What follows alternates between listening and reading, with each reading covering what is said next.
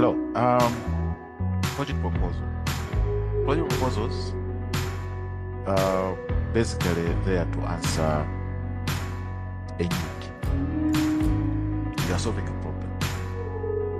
Now, these problems are not just there to be assumed. They need to answer a particular problem of a particular community.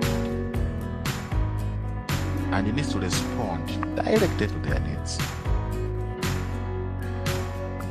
One time, there was an organization within Malawi.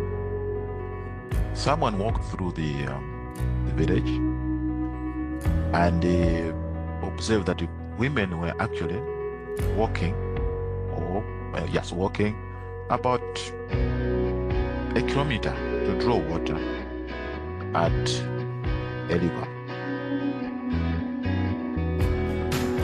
That organization thought the distance was wrong, which is correct, and decided to drill a borehole within their vicinity. They come again after 1 year. They found that women were still going to the same river. Sure, it means the women did not need the borehole or something else. Now, when they were asked, they said, why are we going to the river? Because we need a forum where we can discuss our issues. And we cannot discuss them at a borehole. We can't. It's too open. So that's why we go to the river so that we can discuss our issues there. So you find that a project was done, very good, what is really necessary, but there's more than that. So that's the whole reason why before we start even writing our proposals, or even when we decide to start our NGOs, we then need to understand what are the needs that we're addressing. What problem are we solving? What gap is there? That's the whole purpose of a needs assessment. So we should not be writing proposals out of the blues. It should be something that is tangible. So a needs assessment basically is another strategic planning. Remember, a proposal is strategic phase, or a design is a strategic phase. So the needs assessment is the actual strategic planning, which helps us to accomplish a specific activity. And the purpose is what? One, to make sure that what we are doing is what is needed. Two, that we ourselves as an organization have that capacity. Three, that we are not duplicating efforts on other people.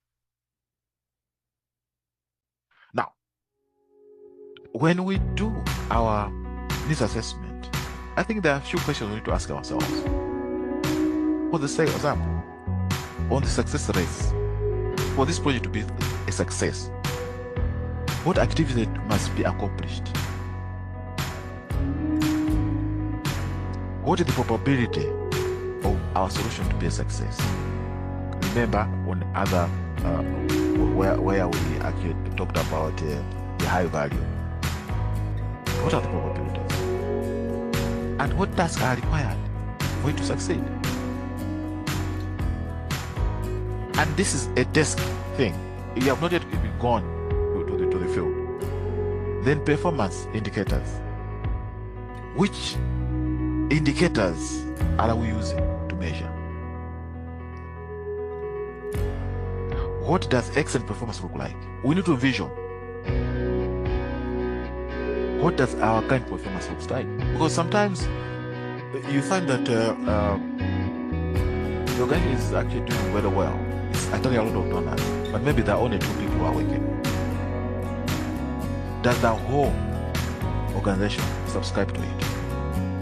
Sometimes I refer to this voice, someone criticizes me, but that's reality. Here's an organization which is trying to control drug abuse and alcohol. And the project manager is always at the bottom stone. 7 days a week with his vehicle, control of drug abuse and alcohol abuse. What do you think? Does this program manager actually subscribe to this? So sometimes you find that no, he's not. Then operational questions. We also need to look at operational questions. Which stakeholders are involved? We need to know. What does need occur within the process? Where does it need? How frequently do we observe the need? So some needs are temporal. Some needs are long run. So we need to observe. Then, after all this first phase has been answered, then we need to conduct now. Now, when conducting, the same questions or same points they ought to be taken into account. Success rate. What activities must be done? What is the probability of success? What activities should we do? Now you have moved from your office, now you are actually in the field. Then performance. One of it will be the literacy levels of the community. Based on our ideas, does this relate to them? Then operational. Who is going to be involved? The issues of gatekeepers, the issues of local governments, legal, some influential people within the community. Which means there needs to be some steps that we need to take. Once we have walked through that, identify and agree on the need. And the question will be, what are we trying to solve here? Because it's not all programs that will need our input. Some programs will just need their own input. That's all. What is the current process? How are they doing their own thing? Because we don't have to go in the community as if we have 100% answers. Some answers are actually less. In my experience, I've noted that when you move into the village and pose yourself to be the answer, the beneficiary will actually keep quiet and look at you. That's why most of the projects in Malawi they're not being carried forward. Once you pull out of the area, people go back to where they were because they don't own that. So we need to understand: do they have any mechanism? And if they have, what is lacking? So you need to address the lacking, and that's where the uniqueness comes in. That high value that we talked about.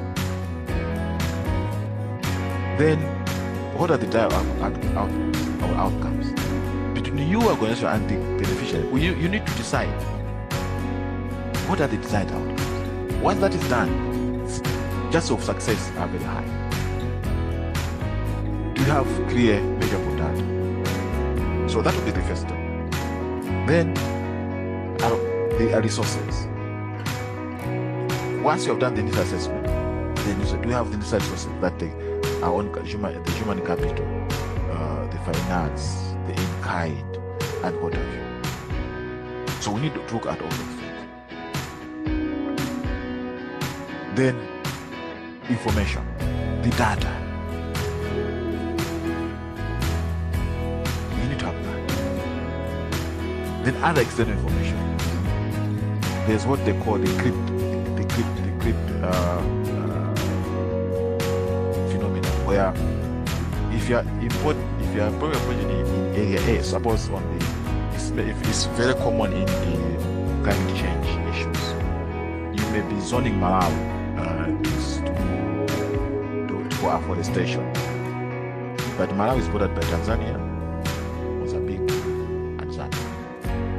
Now, if these countries are still producing a lot of carbon dioxide, then your climate change here will be affected as well. So that's what they call the creeping. So you need to understand, we're zoning this area, but how does it impact on the neighboring area? So that's it needs to be taken into consideration. Then get the necessary feedback.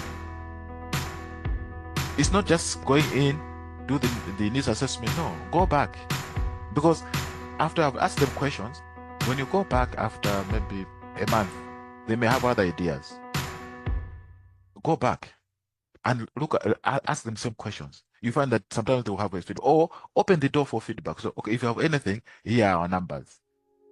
You can reach us. Then use your data now to craft your proposal. Once that is done, then you find that your needs assessment will be as complete as possible. So you can use either focus groups, you can use questionnaires, you can use anything. Now, finally, you find that performing a needs assessment is a great way to understand how the current processes or current problems are being handled and how they streamline task and communication. Knowing which needs are important isn't always obvious. No.